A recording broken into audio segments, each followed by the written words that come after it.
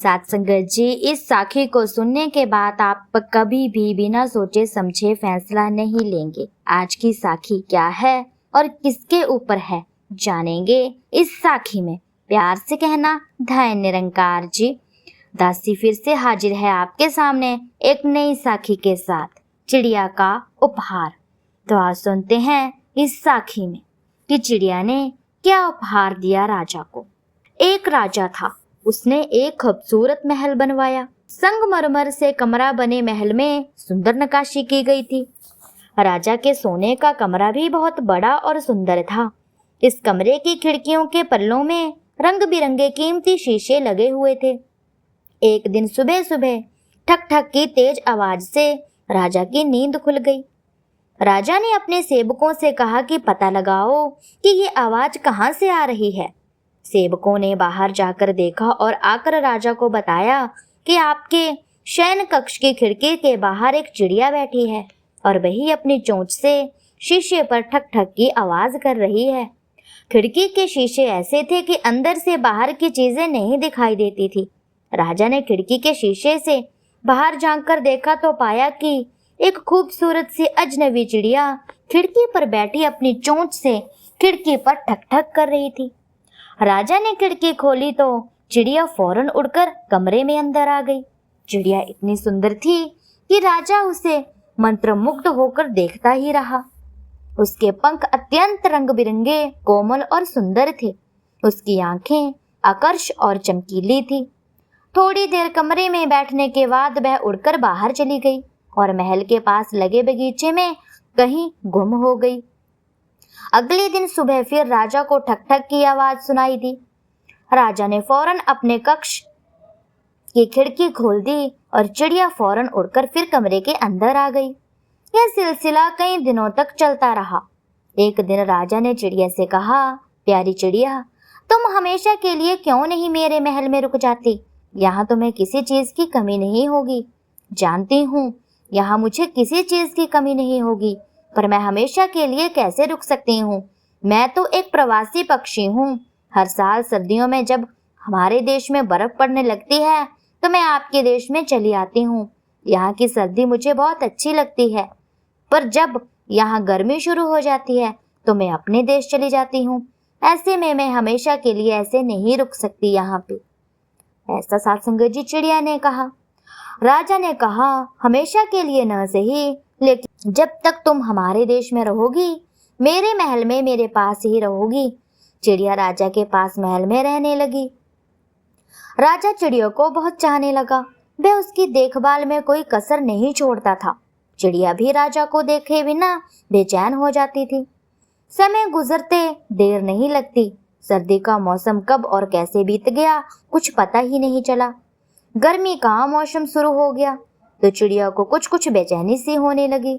उसने राजा से कहा कि अब मेरा यहाँ रहना मुश्किल है, इसीलिए मुझे मेरे देश जाने की आज्ञा दीजिए। राजा चिड़िया के जाने की बात सुनकर उदास हो गया।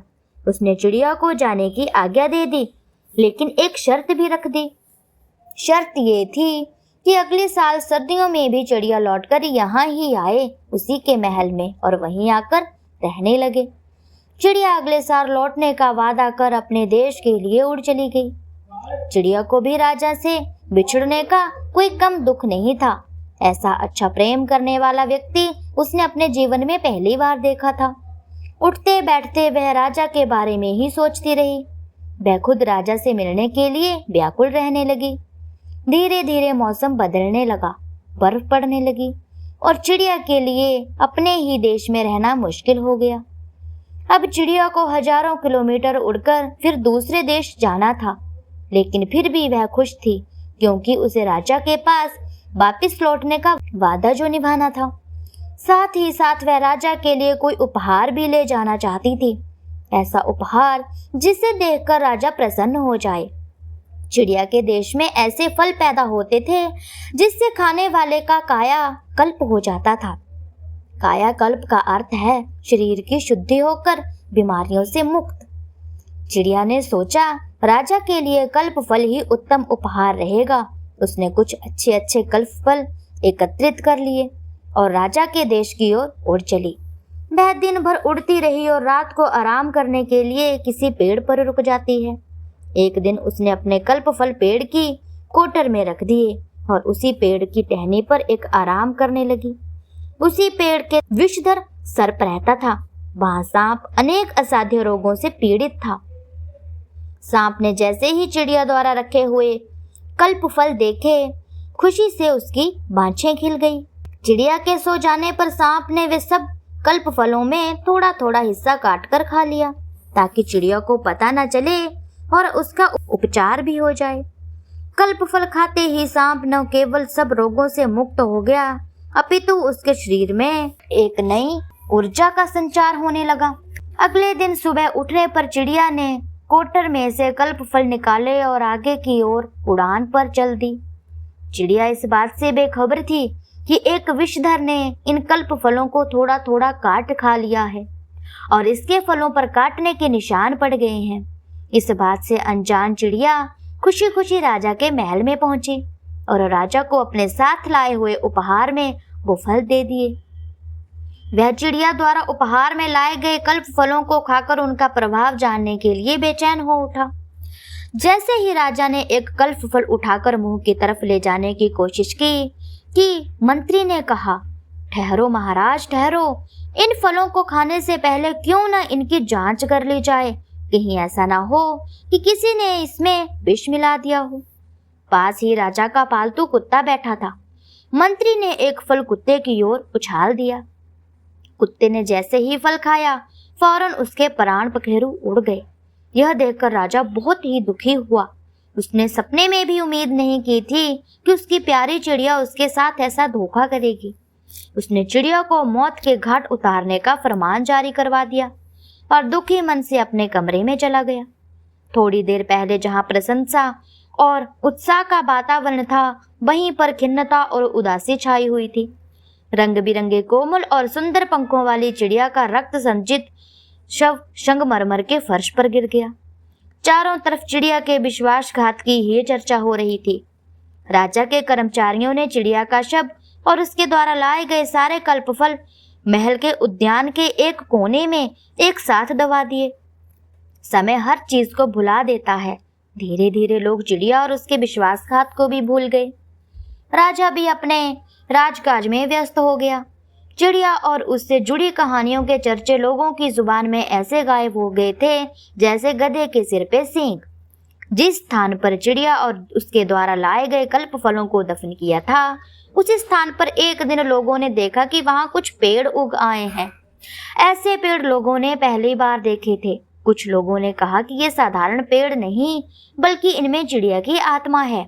चिड़िया ने राजा से बदला लेने के लिए पेड़ों के रूप में जन्म लिया है। धीरे धीरे पेड़ बढ़ने लगे। कालांतर में पेड़ों पर सुंदर सुंदर फूल खिले और कुछ समय बाद पेड़ों पर फल भी लद गए। राज कर्मचारियों ने देखा कि ये बिल्कुल वैसे ही फल थे जैसे चिड़िया राजा के लिए उपहार में लाई थी। लोगों ने जहरीले फलों से डर के उस तरफ जाना ही छोड़ दिया। क्योंकि राजा चिड़िया से बेपनाह मोहब्बत करता था, इसीलिए उसने इन पेड़ों को काटने नहीं दिया। लेकिन ये सोचकर कि कहीं लोग गलती से ये फल खाकर मौत के घाट ना उतर जाएं, हर साल इन पेड़ों पर लगने वाले फलों को नष्ट कर दिया जाता था। समय ने एक बार फिर करवट बदली। राजा गंभीर रूप से बीमार पड़ गया। बड़े बड़े वैद्य हकीम आए, पर राजा की बीमारी को न पकड़ पाए। उपचार में कोई कसर नहीं रख छोड़ी गई, लेकिन मर्ज बढ़ता गया। ज्यों त्यों दवा की वाली स्थिति होती गई। राजा का बदन सूख कर कांटा हो गया। न उसे भूख लगती, न उसे प्यास लगती। वह निराश हो चुका था। उसे अक्सर चिड़िया की भी याद आने लगी थी। गहन निराश के क्षणों में एक दिन राजा ने अपने जीवन का अंत करने का ही फैसला कर डाला। वह सीधे उन कल्प फलों के वृक्षों के पास चला गया। पेड़ों पर लगे रसीले फलों को देखकर उसकी मरने की इच्छा बलवीत हो गई। उसे चिड़िया की भी बहुत याद आई। उसने मन ही मन कहा, प्यारी चिड़िया, तुम्हारा उपकार मेरा कायाकल्प तो नहीं कर पाया, लेकिन संभव है मुझे पुनर्जन्म ही दे दे। इतना कहकर राजा ने एक पेड़ से कुछ फल तोड़े और उन्हें खा लिया। फल खाकर राजा को बड़ी हैरानी हुई, क्योंकि ये फल अत्यंत मधुर और स्वादिष्ट थे। लेकिन इससे भी ज्यादा हैरानी राजा को तब हुई जब राजा को पता चला कि उसकी सारी बीमारी एकदम गायब हो गई है। सत्संगत जी, राजा मन ही मन सोचने लगा कि मुझसे भयंकर भूल हो गई है। राजा ने अपने मन में कहा, चिड़िया सचमुच मेरे लिए एक अनुपम उपहार लाई थी। वे कल्प फल ही थे, लेकिन किसी जहरीले जानवर के काटने से वे फल विषाक्त हो गए थे। इसमें चिड़िया का कोई दोष नहीं था। फिर भी मैंने उसे चिड़िया को मृत्यु के घाट उतार दिया।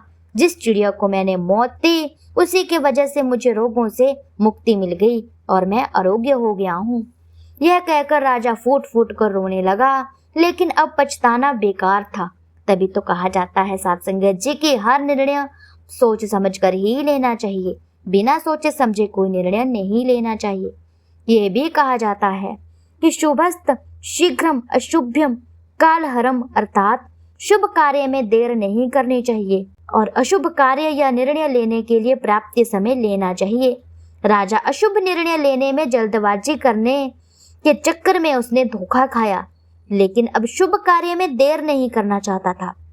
राजा ने उसी समय एक महत्वपूर्ण निर्णय लिया। उसने पूरे राज्य में जीव जंतुओं को मारने और पेड़ पौधों को काटने पर पूर्ण प्रतिबंध लगा दिया। अपना राज्य एक योग्य उत्तराधिकारी को सौंपकर राजा स्वयं जीव जंतुओं और पेड़ पौधों के संरक्षण के कामों में लग गया। तो साथ संगत जी, इस साखी से हमें यही सीख मिली है कि हमें कभी भी बिना सोचे समझे फैसला नहीं लेना चाहिए। यदि हम बिना सोचे समझे फैसला लेंगे तो फिर पछताने के अलावा हमारे पास कुछ नहीं रह जाता। तो साथ संगत जी, दासी की साखी अच्छी लगी हो तो प्यारा सा कमेंट और वीडियो को लाइक जरूर कर दीजिएगा। ऐसी ही वीडियो के लिए चैनल को सब्सक्राइब जरूर कर लीजिएगा। मैं फिर से हाजिर होंगी नए विचारों, नई साखी के साथ। तब तक के लिए धन्य निरंकार जी।